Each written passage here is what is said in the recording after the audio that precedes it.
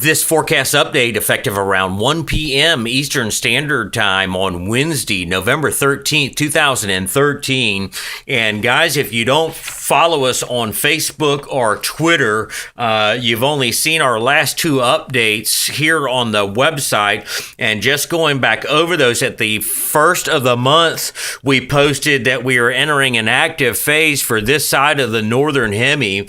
And then we followed up about 8 or 9 days later with the stage set for the next significant coastal event, which we are under now. But then we also added possible major swell event in the Atlantic, and we are now entering that portion of that forecast.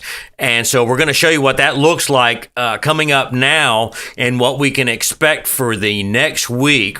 But here's the latest GOES satellite imagery.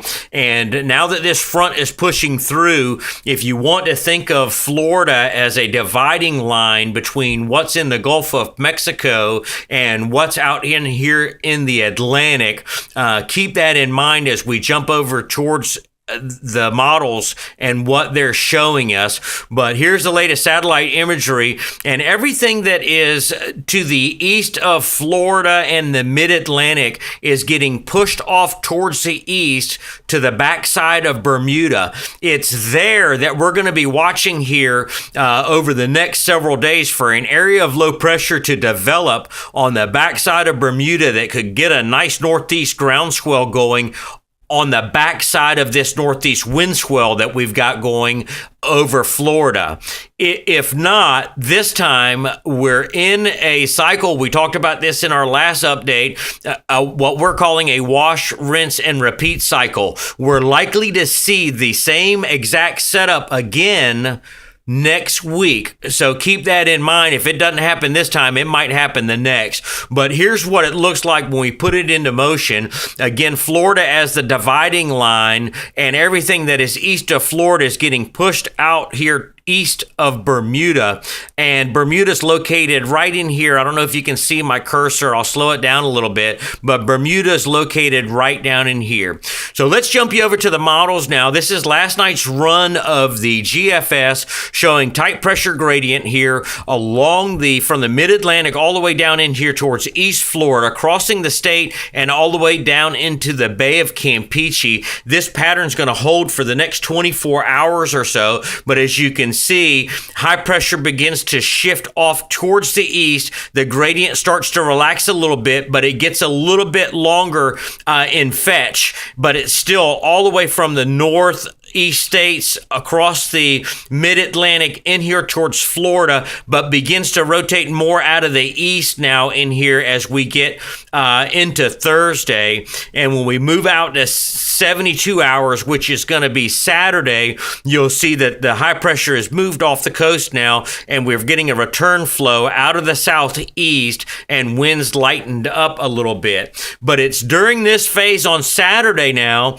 that also we're going to be watching out in here east of Bermuda for an area of low pressure to try and spin up northeast of the Bahamas, not Bahamas, Puerto Rico. The models in the back-to-back runs over the last several days have been showing this, and when we get to 120, here's what the GFS is currently showing, and I want to emphasize currently showing because there are differences between the models right now, and but all of them are kind of hitting at this. So, but this is Monday, and we'll go back the difference between 3 and 5 days, guys. That's what I want you to watch. Okay, here's day 3. Saturday, and then by day 5, boom, we've got a strong area of low pressure in here with a nice fetch that's aimed down in here towards Hispaniola and Puerto Rico.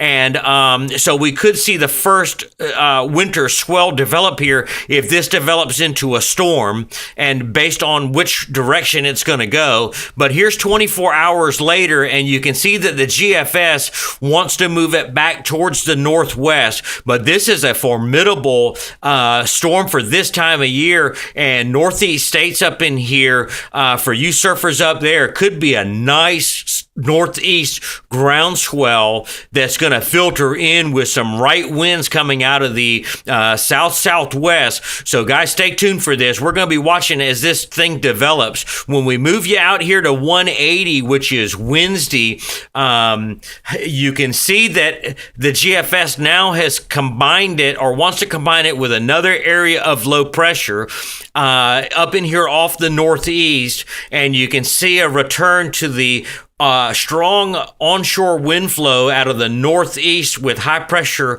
on the backside of this, setting back up the same thing on Wednesday of next week. When we look at the difference between the